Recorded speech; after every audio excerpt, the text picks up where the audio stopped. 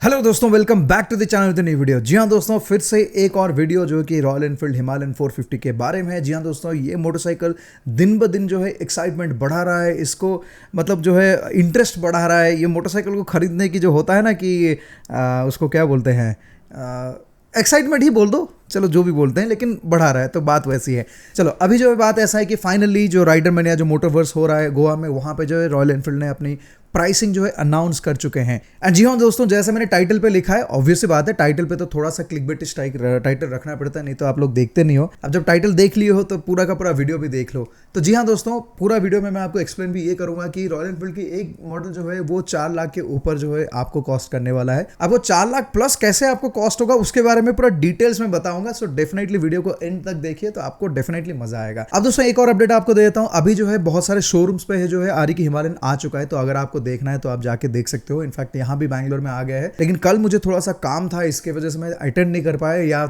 Otherwise आप लोग देख लिए होंगे कि अभी मैं ही जाके वो शोरूम में वो कपड़ा मतलब क्या बोलते हैं वो जो स्क्रीन उठा रहा होगा उसका वीडियो आ जाता। लेकिन कोई बात नहीं, देखो पॉइंट ये है कि पेशेंस रहना बहुत बड़ी बात है। मैं भी अपने आप को पेशेंस रख रहा हूँ कि अभी बाइक आ गया है, अब जो है फाइनली वीडियो बनेगा, डिटेल वाला वीडियो बनेगा, लॉन्ग राइड वाला वीडियो बनेगा, आपके पास बहुत जल्दी आएगा। अच्छा, क्या मैं हिमालयन ले रहा हूँ या स्क्रैम्बलर ले रहा हूँ, तो आपको एक वो अनाउंस कर देता हूँ। मैं बेसिकली दोनों के दोनों मोटरसाइकिल ही लूँगा। तो पहले मैं स्क्रैम्बलर ले लूँगा, हिमालयन के लिए थोड़ा सा मैं टाइम लूँगा। आपको एक बढ़िया सा चीज़ बताता हूँ, जितने सारे मेरे मोटरसाइकिल दोस्त हैं जो लोग हिमालयन को चलाए हैं अभी तक, सब की सब मतलब आप सोच लो कि 70-80% जो फीडबैक है बहुत अच्छा है। तो इससे एक चीज़ तो जाहिर हो रहा है कि यार रॉयल एनफील्ड ने बहुत अच्छी मोटरसाइकिल बनाई, इसमें कोई दो राय है नहीं। हाँ, लेकिन 20-30% मैंने क्यों कम किया, उसका रीज़न ये है कि बहुत सारे मेरे दोस्त ये भी बोलते हैं कि आई थिंक अगर आपको रॉयल एनफील्ड लेनी है, मतलब हिमालयन लेनी है, तो थोड़ा सा टाइम दे के लो। आई थिंक ये पर्सनली मेरा सजेशन आपके लिए भी रहेगा, क्योंकि आरी के लिए भी ये टोटली एक नया मोटरसाइकिल है, नया इंजन, नया चैसी, पूरा सिस्टम ही नया है।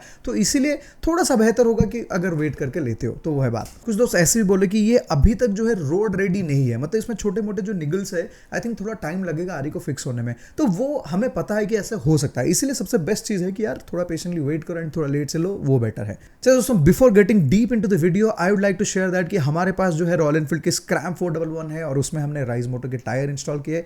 थोड़ा सा वो देख लीजिए, फिर उसके बाद बातें करते हैं। दोस्तों वीडियो को आगे बढ़ाने से पहले थोड़ा सा बात कर लेते हैं कि हमारे पास ये कौन सी बाइक है। ये बाइक जो है हमारे पास रॉयल एनफील्ड की स्क्रैम 411 है।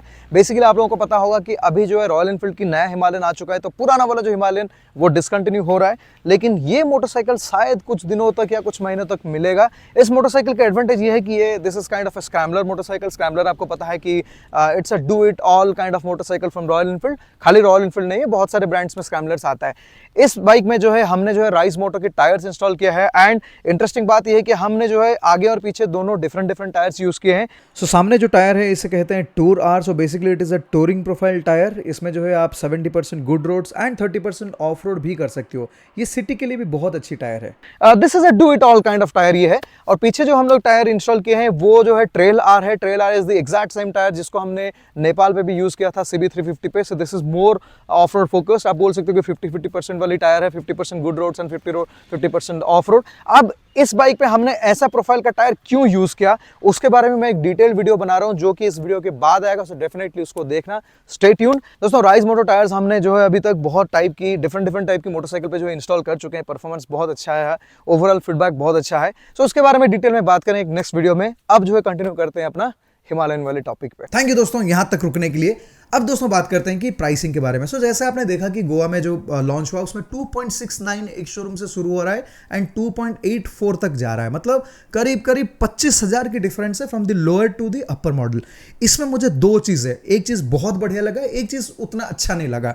सबसे बढ़िया क्या लगा, आरी ने ये डिसाइड किया कि यार मोटरसाइकिल हम सबको सेम देंगे, मतलब जो सस्पेंशन, जो इंजन स्पेक, जो टेक्निकल मतलब टेक्निकलिटीज या जो भी है, सारे फीचर्स भी आप मान लो, वो सब कुछ सेम देंगे। मतलब चाहे कोई बेस वेरिएंट लो या फिर टॉप वेरिएंट लो, हम उन्हें फीचर सब सेम देंगे। ओनली डिफरेंशिएशन जो रहेगा वो कलर्स में रहेगा। अब इसमें क्या है, आपके पास ऑप्शंस है कि यार अगर आपके पास ज़्यादा पैसा है, आप अच्छा कलर लेना चाहते हो ले सकते हो, आपके पास कम पैसा है या फिर आप सेंसिबल डिसीजन लेना चाहते हो मेरे जैसा, तो आप बेस वाला वेरिएंट ले सकते हो। मैं तो डेफिनेटली अगर लूँगा तो मैं वो जो सबसे बेस वाला है ना 2.69 लाख उसी को लूँगा। लेकिन मुझे ये पता है कि वो बाइक सबसे ज़्यादा नंबर्स में बिकेगा, उसका जो क्यों रहने वाला है आगे चल के वो सबसे ज़्यादा रहेगा, दैट इज़ फॉर श्योर। लेकिन जो भी हो वही मुझे सबसे ज़्यादा वैल्यू फॉर मनी लगता है। अब कौन सा पॉइंट मुझे खराब लगा? खराब ये लगा कि यार एक कलर के लिए 25,000 बहुत ज़्यादा है। मतलब बेस वेरिएंट जो बेस कलर है एंड उससे जो टॉप जो क्या बोलते हैं हैंडले ब्लैक जो भी है गोल्डन रिम के साथ आता है, उसके लिए आई थिंक 25,000 का प्रीमियम इज लिटिल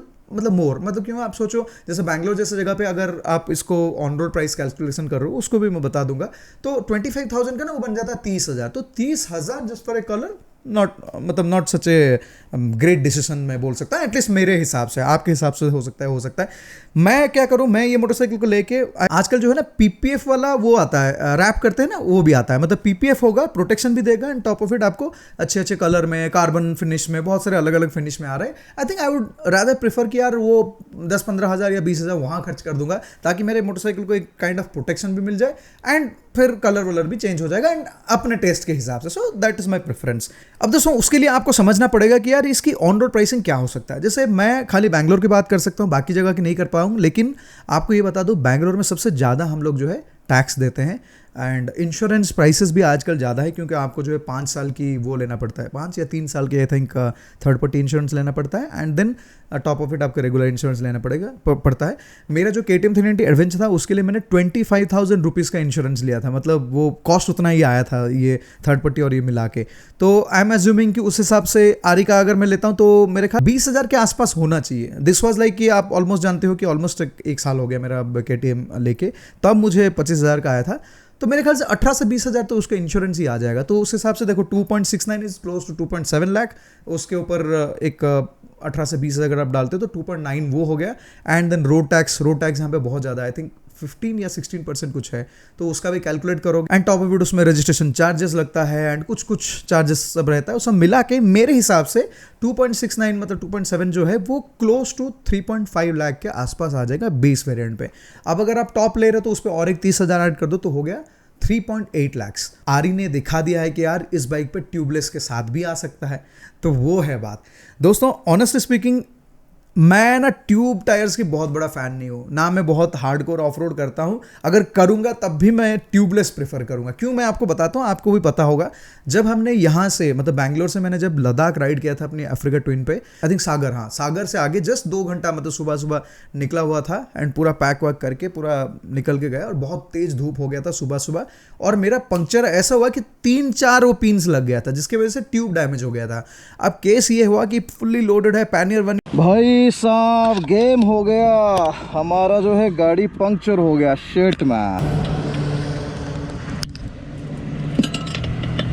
अच्छा ये क्या बुलेट का भी होता है क्या ये ट्यूब? बुलेट में होता है? अच्छा तो सेम साइज है, नीचे में ऐसे ही निकलता है। हाँ के साथ मैं लद्दाख जा रहा हूँ ऑब्वियसली, तो पूरा सामान वामान लेके जा रहा था। वहाँ पे मेरा ना वाट लग गया ऑनेस्टली स्पीकिंग। आप जब अकेले रहते हो एंड आपको फिर पंक्चर फिक्स करना पड़ता है, ये बहुत बड़ा दिक्कत की बात है। सेम चीज़ अगर ट्यूबलेस टायर पे होता है। अच्छा बात खाली वहाँ पे ख़त्म नहीं हुआ, उस दिन में 3 बार मेरा पंक्चर हुआ है। एक बार फिक्स किया, फिर दूसरी बार, फिर उसने कांटा निकाला नहीं था, जो आदमी ने पंक्चर डाला वो ट्यूब से निकालना नहीं था। वहाँ तो इनफैक्ट मेरा ट्यूब ही कट हो गया, मतलब इतना सारा पंक्चर था ना तो हो नहीं पाएगा फिक्स। फिर मुझे एक नया ट्यूब लगाना पड़ा। आप बिलीव नहीं करोगे, मैंने आरी की ट्यूब लगाया था। आई थिंक क्लासिक या किसी का 18 इंच पे आता है, वो ट्यूब डाल के मैंने पूरा लद्दाख का ट्रिप खत्म किया था क्योंकि इमीडिएटली वो मिलता नहीं, ट्यूब मिला नहीं, तो उसके वजह से ये करना पड़ा। तो एंड उस ट्रिप के बाद मैंने डिसाइड कर दिया कि भाई बैंगलोर वापस जाऊंगा और पहला काम करूंगा कि यार इसको ट्यूबलेस करूंगा। एंड आप बिलीव नहीं करोगे, मैंने बैंगलोर आने के बाद इमीडिएटली वही काम किया। कितना कॉस्ट हुआ आप बिलीव नहीं कर सकते हो, 1.6 लाख। जी हाँ दोस्तों, 1,60,000 बस ट्यूब को ट्यूबलेस करने के लिए। सो बेसिकली अफ्रीका ट्विन की जो नया वर्जन आता था 2020 मॉडल्स, उसमें आपको मिल जाता था ट्यूबलेस। तो वो जो ट्यूबलेस की जो सिस्टम है, मतलब रिम हुआ, हब के साथ डिस्क रोटर भी चेंज होता है, बहुत सारे स्पोक्स भी चेंज होता है, तो वो सब मिला के दोनों व्हील के लिए 1,60,000 इंक्लूडिंग द लेबर चार्जेस वो था।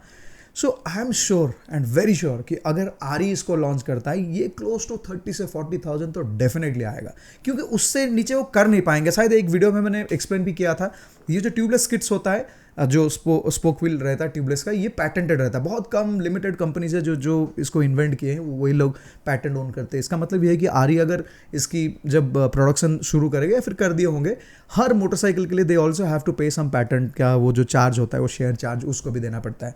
अच्छा, प्राइसिंग की वैल्यू थोड़ा सा आइडिया ऐसे भी आएगा। आज सुबह मैं इंस्टाग्राम पे गया था तो शुमी भाई की एक पोस्ट भी देखा कि उन्होंने लिखा था कि आरी यूके में शायद आई थिंक प्राइसिंग जो ट्यूबलेस वाली जो वर्जन है it is costing about 300 pounds more than the regular one. इसका मतलब ये है कि अगर आप इंडियन करेंसी के हिसाब से कन्वर्ट करोगे वही 31-32 हज़ार का 31-32,000 का आ रहा है वो ट्यूबलेस किट।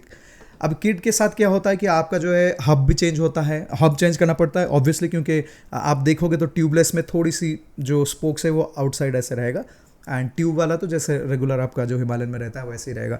तो उसके लिए वो हब से ही वो स्पोक्स जाएगा तो इसलिए वो भी चेंज होगा। आई थिंक रोटर भी हो सकता है, चेंज हो सकता है, जो भी हो। उसमें लिखा था 300, सो उस हिसाब से हम लोग देखेंगे तो 31-32,000 के आसपास उसकी कॉस्ट है।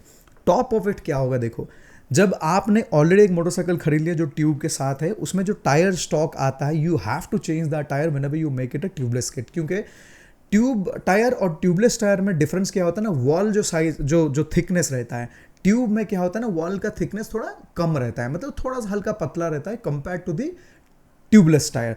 ट्यूबलेस में वॉल थोड़ा थिक रहता है। अगर मेरे ख्याल से आप ट्यूबलेस पे ट्यूब लगाओगे चल पाएगा, लेकिन आपके टायर भारी हो जाएगा, बस वही है बात। तो जो भी हो फाइनल चीज़ ये है कि आपको दोनों के दोनों टायर चेंज करना पड़ेगा। आई एम श्योर कि टायर की कॉस्ट भी 7-8 हज़ार के आसपास आ जाएगा। तो क्लोज टू 40,000 तो आप डेफिनेटली स्पेंड करोगे when you go for a tubeless kit. अच्छा, तो अगर 40,000 आप लगा रहे हो एंड अगर आप टॉप वर्जन की बात कर रहे हो, कितना हम लोग डिस्कस किए थे 3.8 के आसपास, क्लोज टू 3.8 के आसपास हम लोग सोच रहे थे, राइट। सो +4 अगर 40 अगर लगाते हो तो 4.2, इवन इफ इसको 3.6 भी कर लो और ये 40 लगा लो तब भी ये 4 लाख के आसपास इसकी कॉस्ट आ जाएगा। उससे पहले ये सोचना है कि अगर ट्यूबलेस किट 40,000 का आता है, क्या वैल्यू है कि नहीं। देखो दोस्तों, आई एम श्योर कि बहुत सारे लोगों को एक्सपेंसिव भी लग सकता है, लेकिन फिर भी मेरा पर्सनल एक्सपीरियंस के हिसाब से मैं तो कहूँगा कि यार वो 40,000 एक्स्ट्रा दो और वो ट्यूबलेस वर्जन ही लेना चाहिए। क्योंकि आज के डेट पे ट्यूब्ड बाइक लेके कोई फायदा नहीं है unless you are a pro rider and आप जो है ट्रेल वेल बहुत एक्सप्लोर करते हो। You always carry your tube का जो किट है, क्योंकि ट्यूब किट में आपका एक्स्ट्रा क्या होता है वो जो होता है ना वो खोलने के लिए पन्ना, वो सब कैरी करना पड़ता है and it is not an easy job यार। मतलब कहीं आप लॉन्ग ट्रिप पे रहोगे, लगेज वगेज निकालो, टायर निकालो, फिक्स करो, it's not an easy job. तो आई थिंक वो पेन को अगर हम लोग कंपेयर करेंगे पैसों के हिसाब से तो 40,000 यार एक्चुअल में वर्थ है। मतलब शायद आप तभी ये रियलाइज करोगे जब आपको एक बार ऑप्शन होगा and you have not paid and then you face that kind of difficulty जो मैंने किया था, उसके बाद शायद आप रियलाइज करोगे। सो वो है। सो 40,000 I think it make sense, कोई प्रॉब्लम नहीं है, वो ठीक है। अब अगर 4 लाख के ऊपर अगर हिमालयन आता है, क्या इज इट वर्थ इट? दोस्तों सच बताऊं, it is absolutely worth it even if it cost like 4.2 lakhs। Just imagine कि 4.2 लाख में आपको और क्या बाइक्स मिल रहा है इंडिया में। अच्छा भाई दी भाई, ये जो है शायद इंट्रोडक्टरी प्राइस है, दिसंबर के बाद इसकी प्राइस बढ़ जाएगा, बट बढ़ने से कितना बढ़ेगा, मे भी 10-15 हज़ार बढ़ेगा, बट जो भी हो, अगर ये 4 लाख के ऊपर भी कॉस्ट होता है ना, तब भी ये अच्छी मोटरसाइकिल है। जब बुक किया था तब भी मेरे दिमाग में था कि क्लोज टू 4 लाख के आसपास जो ऑन रोड आएगा एंड आई वाज ओके। क्योंकि देखो, आप पहले ये सोचो, ये जो हिमालयन है ना, मुझे जो फील होता है ये बहुत सारे बड़े बड़े बाइक्स की सेल्स को भी थोड़ा सा कहीं ना कहीं हैम्पर कर सकता है। मैंने एक वीडियो बनाया था जिसमें मैंने बोला था कि why I sold my Africa Twin and bought the KTM 390 adventure. उसकी सबसे बड़ी रीज़न दोस्तों ये है, बड़ी रीज़न बहुत सारा है, उसमें से एक बड़ा रीज़न ये है अवेलेबिलिटी ऑफ स्पेयर पार्ट्स। जितने सारे बड़े बाइक्स है, अवेलेबिलिटी भी एंड कॉस्ट ऑब्वियसली, जितने भी बड़े बाइक्स है इनके स्पेयर पार्ट जो है ना अवेलेबल नहीं रहता है। कभी भी आप ऑर्डर करोगे यार वो आएगा 2 महीने बाद, 3 महीने बाद, डिपेंडिंग ऑन कि आपके पास कौन सी मोटरसाइकिल है एंड उस हिसाब से। जैसे विराज भाई का अगर देखोगे जो मल्टीस्ट्राडा V4S है, उनका क्या होता है, ऐसे राइड करके जा रहे थे तो उसमें एक छोटा सा पत्थर आके लग गया, मतलब अपना जो इंजन की केसिंग है उसके ऊपर लग गया। लगते ही ऑयल ड्रिप होने लगा। वो फिर वही है कि वो उसको लेके डुकाटी में डाले। अब डुकाटी की सीन क्या है, बिकॉज इंजन उसकी स्ट्रेस मेंबर है, तो छोटा सा वो पीस को रिप्लेस करने के लिए the whole thing has to be taken out, पूरा निकाल के उसको फिर रिपेयर बना। 6 महीना ऑलमोस्ट लगा उस एक क्रैंक केस को रिप्लेस करने के लिए, because availability of spare part. तो ये ना, जो लोग ऑलरेडी बड़े बड़े बाइक्स ओन कर चुके हैं, इनके दिमाग में कहीं ना कहीं ये स्ट्रेस तो है यार कि, और अच्छा ये स्ट्रेस कहाँ वैल्यू दे रहा है मैं वो बताता हूँ। ये स्ट्रेस है, अब ये वैल्यू कहाँ देगा, ये क्या करता है ना, लोगों को रोकता है to take their bigger bike to bigger adventure. मतलब हार्डकोर एडवेंचर करने के लिए ना ये कहीं ना कहीं रोकता है। ये एक स्ट्रेस है। कॉस्ट तो अलग बात है, चलो इंश्योरेंस में हो जाएगा, कुछ हो जाएगा, वो अलग बात है, वो तो है ही है। लेकिन ये जो स्ट्रेस ऑफ मतलब कि यार छोटा सा चीज़ कुछ होता है फिर बाइक को लगा के रखो सर्विस सेंटर पे, ये ना लोगों को कहीं ना कहीं यार फिर क्या करेगा पता है, लोग बड़े बाइक लेंगे लेकिन बड़ा बड़ा एडवेंचर करेंगे नहीं, कहीं भी थोड़ा सा ट्रिकी लग रहा है वो बोलेगा अरे चांस नहीं लेते हैं यार, कुछ टूट जाएगा फिर यार पार्क रहेगा।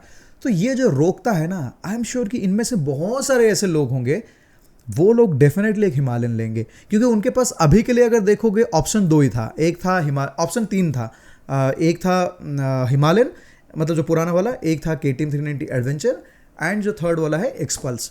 एक्सपल्स के साथ दिक्कत वही हो रहा था कि वो हार्डकोर ऑफ रोड तो कर लेता है, लेकिन जब आप रोड पे लेते हो ऑब्वियसली कहीं ना कहीं वो थोड़ा पावर की इश्यूज में रहता है, तो इसलिए वो फील मतलब अच्छा नहीं लगता है। KTM 390 एडवेंचर के साथ ऐसा है कि यार वो ऐसी एक motorcycle either will love it और यू विल हेट इट, वो ऐसा है, मतलब उसमें बीच वाला सीन कोई है नहीं, आपको या तो फिर पूरा पसंद आएगा या फिर पूरा हेट करोगे, तो इसीलिए वो ना इधर उधर आधा आधा रहता है। हिमालयन के साथ ऐसे कि बहुत सारे लोगों को मतलब, क्योंकि हिमालयन में आपको पता है कि इतने सारे प्रॉब्लम्स होता था एंड वो थोड़ा स्लगिश भी फील होता है, हैवी के हिसाब से वो पावर वन नहीं था, even though it is a good bike. मैंने पहले भी बोला है कि रॉयल एनफील्ड की सीरीज़ में सबसे मेरा फेवरेट बाइक जो है हिमालयन ही है, लेकिन फिर भी बहुत सारे लोग जिनके पास एक बड़ा एडवेंचर बाइक रहेगा ना, वो हिमालयन नहीं लेगा, वो तो इधर एक्सपल्स ही ले लेता है। मोस्ट ऑफ द केसेस मैंने देखा कि वो एक्सपल्स ही लेते हैं, ताकि वो बीटिंग भी लेगा, सब कुछ लेगा एंड लाइट वेट है, वो सब कुछ है। अब वहाँ पे दोस्तों मुझे ये लग रहा है कि बहुत सारे ऐसे लोग रहेंगे जो बड़े बड़े बाइक्स जिनके पास होगा भी, वो लोग और एक spare 4 lakh cash easily spend कर पाएंगे टू बाई दिस बाइक। इसकी और एक रीज़न भी बताता हूँ, जैसे पर्सनली मेरा वाला एक्सपीरियंस आपको बताता हूँ। छोटी बाइक से मैं ज़्यादा ट्रिप इसलिए करता हूँ, देखो आजकल क्या होता है, बहुत सारे लोग आप में से भी बोलते हो कि यार बुलू भाई आप क्या लॉजिस्टिक करते हो, आप क्या शिप कर देते हो, उसका रीज़न बताता हूँ। देखो मैं जनरली क्या है, मेरे बहुत क्लोज फ्रेंड सर्कल के साथ राइड करता हूँ। अब ये जो क्लोज फ्रेंड सर्कल है ना, everyone doesn't have the freedom of having more number of days एक ट्रिप के लिए, तो इनको क्या है, आप देखो बड़े बड़े ट्रिप्स तो डेफिनेटली आप कहाँ भी कुछ भी कर लो फिर भी 10-12 दिन का हो जाता है, इनको छुट्टियाँ नहीं मिलता है, तो उसके वजह से क्या है, इनके पास लिमिटेड छुट्टी रहता है। अब वो लिमिटेड छुट्टी पे हमारे पास ऑप्शन बनता है, या फिर हम लोग बैंगलोर से, मान लो कि हमें नेपाल जाना है, तो यहाँ से सिलीगुड़ी तक राइड करेंगे, 3 दिन एक साइड का, आने का 3 दिन, 6 दिन वहाँ खत्म हो गया, बाकी 5-6 दिन में जो करना है करो, that is one option. Second option ये है कि आराम से बाइक को शिप करो, चिल करते हुए जाओ, 2 घंटे में फ्लाइट में पहुँच जाओ वहाँ पे, फिर वहाँ से ट्रिप शुरू करो, 10 दिन एंजॉय करो ट्रिप पे। सो हमने चुना कि भाई वही सही है। एंड सेकेंड चीज़ है कि लास्ट मेरा सबसे लंबा ट्रिप था लद्दाख वाला, जो यहाँ से मैंने अपने अफ्रीका ट्विन पे लेके गया था। ट्रस्ट मी दोस्तों, आपके पास दुनिया की सबसे बड़ी मोटरसाइकिल भी हो जाए, सबसे फास्ट मोटरसाइकिल हो जाए, तब भी ना ये हाईवेज जो है बड़ा मतलब बोरिंग लगता है। तो उस सब केस पे हम लोग आज के डेट पे प्रेफर करते हैं कि लॉजिस्टिक में शिप कर लो एंड देन फिर वहाँ से उतारो एंड फिर वहाँ एंजॉय करो, पहाड़ियों में एंजॉय करेंगे। अब उसके साथ लोचा क्या होता था, जितने भी बड़े बाइक से जब उसको आप लॉजिस्टिक में भेजते हो, कुछ ना कुछ तो डैमेज होता है। खाली बड़े बाइक बोल के नहीं है, कोई भी बाइक आप लॉजिस्टिक में भेजो उसमें डैमेज तो होता ही होता है।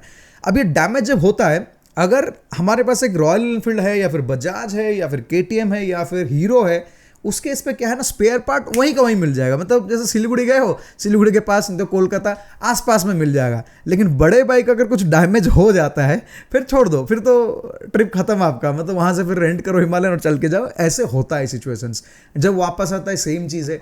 तो ये एक कैच है। तो यहाँ पे क्या होता है ना, ये जो 300-400 सीसी मोटरसाइकिल्स है, ये आपको बहुत ज़्यादा निराश नहीं करता है पावर के मामले, या फिर मतलब वो जो बिग बाइक फील उसके मामले में निराश भी नहीं करता है कंपेयर टू बिग बाइक, और स्पेयर के मामले में it is easy on pocket as well as वो फ्रेंडली है कि आपको स्पेयर वर मिल जाता है, रिपेयर ऊपर हो जाता है। This is the exact reason जिसके वजह से मुझे लगता है कि पर्सनली हिमालयन बहुत ही अच्छा नंबर्स में बिकेगा। जस्ट दैट आई थिंक कि पहला 4-5 महीना थोड़ा आरी के लिए भी टफ रहेगा। That is the time we have to wait. अच्छा, एक और पॉइंट मैं भूल गया था जो कि मैं ऐड करना चाहूँगा। अच्छा, जब कभी भी ये ट्यूबलेस किट जो लॉन्च होगा, क्या आपको लगता है कि इमीडिएटली आपको एक्सेसरीज जैसा मिलेगा? मुझे लगता है थोड़ा सा चेंज होगा प्लान। मुझे लगता है कि जो डिफरेंसेस अभी आरी ने किया नहीं है अपने हिमालयन में, एक्सेप्ट द कलर्स, और कोई मतलब मॉडल वेरिएंट कुछ नहीं है, वहाँ पे जो है हो सकता है कि वो एक स्पेशल एडिशन टाइप के आएगा जिसमें ट्यूबलेस किट के साथ जो है बाइक आएगा। जैसे वो था ना पहले stealth edition, I think if I am not wrong, उसमें शायद वो पैनियर के साथ आता था। तो आई एम श्योर कि उसी तरह से जो है पहले वही आएगा।